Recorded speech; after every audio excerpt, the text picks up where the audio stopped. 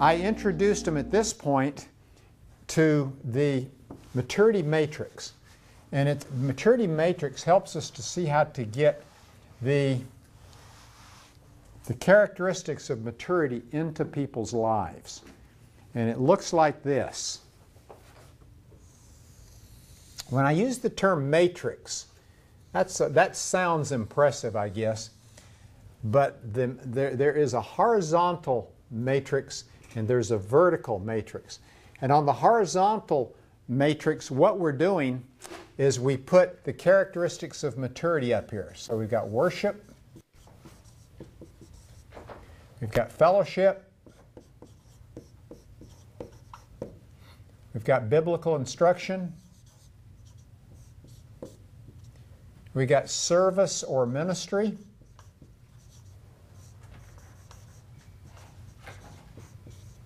and finally we have evangelism. Now, again, you may not agree with this, and that's okay. It's okay for you to be wrong. But I find, again, I think different writers emphasize different things, events, ministries to be mature, but I find that this really helps people understand it.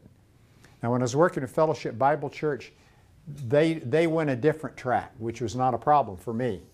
But I find this is really helpful. So we have the characteristics across the top, like this.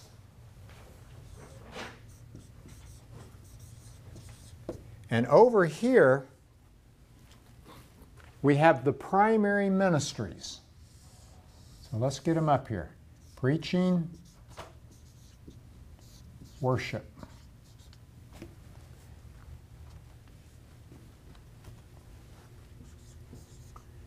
And then they had preaching, worship, we'll call it Sunday school, preaching, worship, and prayer. And those are going across the vertical matrix. Now, what is going on here is that these are the purpose for these. Let me give you an illustration. Sunday school. Let's say that I show up, and I will somewhere along the way, because I will visit the site on a Sunday morning and evaluate how they're doing. And you got most consultants do that. They should do that, and they really get a picture of what's taking place. I'm visiting, and I come into Sunday school class, and I said this yesterday. I asked them the question, "Why are you here?" To study the Bible. Why study the Bible? Well, here we have an answer, possibly. If Sunday school, we need biblical instruction, do we not?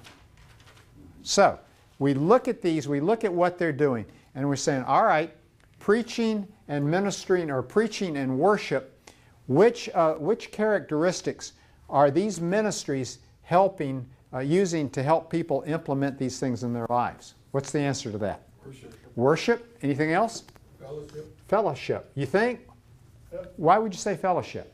Well, this may be cultural relevant, but I know in a lot of black churches we use worship as a time of fellowship as well. So do a lot of white people, but there's probably not a lot, because you don't really have a lot of time to, maybe afterwards. But that is not an intent, though, in a lot of churches.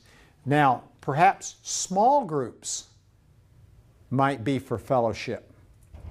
But I think you got to be real careful when you say we have a worship preaching event and the purpose of that is fellowship. Maybe it is, but is the idea, where do you fellowship? Do you have a break at the end and you say, okay, you got 15 minutes, go find somebody and get to know them, or how do you do that? Well, we have a break early in the service, before the sermon. Okay. And we go around and fellowship one with another. Okay, and so what does that involve? Hugging and greeting each other. And Okay. Getting to know each other's names. Okay. Mm-hmm. So, okay, so what would you call the ministry there, though? It implements fellowship, but what would you call that? A break? I mean, what is the ministry? Well, for us, when we welcome, after we welcome the visitors. Okay. Then we have a time of greeting. How long is that? Could, at least 5 minutes or. Really? Yeah. Okay. At least, All right. yeah. So I'm trying to figure out how you, I guess you could, in a sense, if you're tying that back to the preaching worship service, then you could do that. And then If it's something that after takes- church is certainly a time of fellowship for us. Okay, but do you want to call that a ministry? After church, you want to call it the after church ministry. Put that over here and say the purpose of that is to get, you see what I'm doing? I'm pushing you really here. I'm pushing you. Well, Okay, we'll take it off. we have a period of expressing or sharing joys and concerns. And believe you me, that's where a lot of people get their information, so that's about. So what is that? What are they doing when they're talking? That's fellowship? That's what I would consider it, at least in my church. No, Well, then you got to define fellowship. because it's just saying that's the primary ministry. That's just something that is being done. That's not a ministry. Okay. So, and I mean, Take it off. if I look at it as far as the way that you're saying it, it's maybe traditionally or something that we do, but it's not a ministry. Okay. It is just. But I'm going to leave it up. Something that we do within ministry. Right. Part of the Yeah, that's liturgy. it. Yeah. It can be part of ministry. But We're not going to get into liturgical yet, but it would work here. All right. Now, there may also, with the preaching, it's probably going to be that, right? Yes, absolutely. But service or ministry, that's not the case. That's not what that's all about. And it could be evangelism. It used to be, but it's not as much now. I remember in my first ministry, every time I preached, whatever the message was, I'd always follow it up with an evangelistic presentation. So for me in my church, I could have put a check mark here. But I would say in most cases now, the preaching worship is worship and biblical instruction. And if you say fellowship, you could say the purpose of this is also for fellowship. But maybe it shouldn't be. So you got to make those decisions. I think you could take fellowship off. Okay, well, in some of the white, but this is a good point, because a lot of our older people in the white church say we've gone to 2 services and it's ruined our fellowship. And the response to that is that's not the purpose of our preaching worship time. They go, oh, it's not. Now that some of that may take place, but that is not the. There's another ministry. That's the purpose for another ministry. All right, now. Sunday school, what is it? Well, okay, we'll do. What are we accomplishing in Sunday school? Which of these are implemented by our Sunday school ministry? Biblical instruction. Anything else? All right. What about? There's a Sunday school class in my church that we spend about 45 minutes in Sunday school. And a good 35 minutes of that is just Fellowship. I mean, that's why. Depends on how you define fellowship. Well, okay, that's, fellowship is eating cake and cookies and That's how, maybe.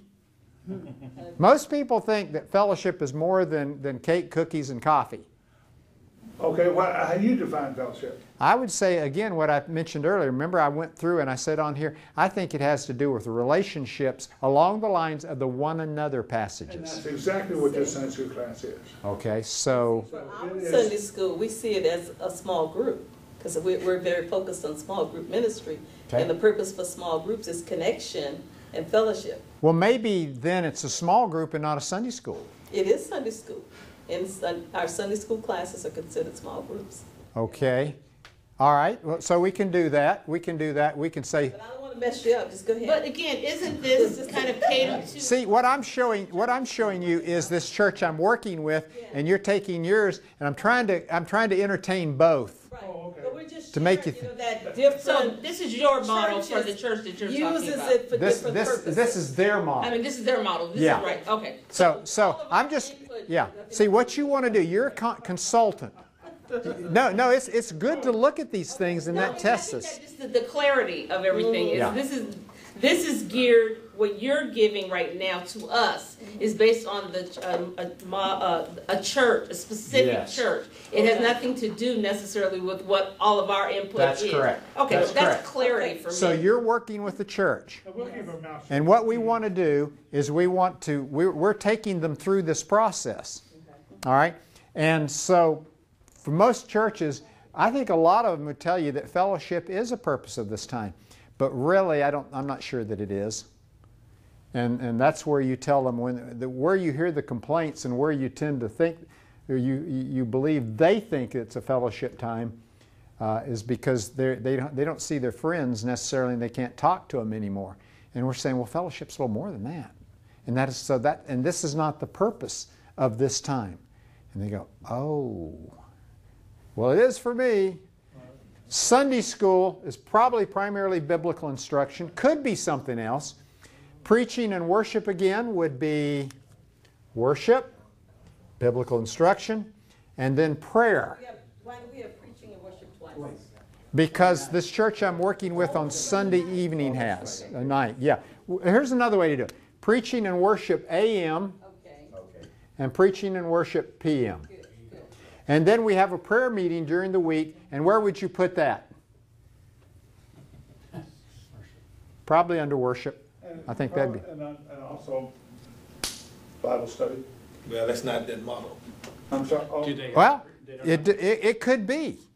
When I was so excited about Scripture in my first church, everything was a Bible study. If you came Wednesday night to the prayer meeting, we had one, we would have 50 minutes of Bible instruction, and then, oh, by the way, anybody got a prayer request? And that was our prayer meeting.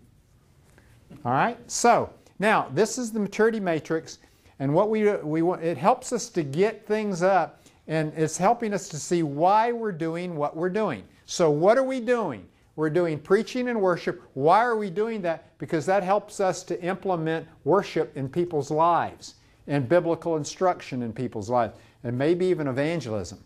Why are we doing Sunday school? Because it helps people get involved in the Scriptures and applying the Scriptures in their lives. And all of this works back to maturity and the Great Commission ultimately. Now, we've got it up here, and let's use it to critique how they're doing. How are they doing? Well, we got 3 areas, not 2. Yeah. On the one hand, if you put biblical instruction down here, they're very strong here, aren't they? But what's happened over here? Nothing. And in this case, there's probably fellowship in there somewhere. And maybe it is up here, but we're missing major things. See how we're top heavy in a sense in one way, and this can help us to critique, and we say, now we know why nobody's coming to faith and only 15 to 20% of our people are involved in ministry in our church. And the maturity matrix surfaces that for us.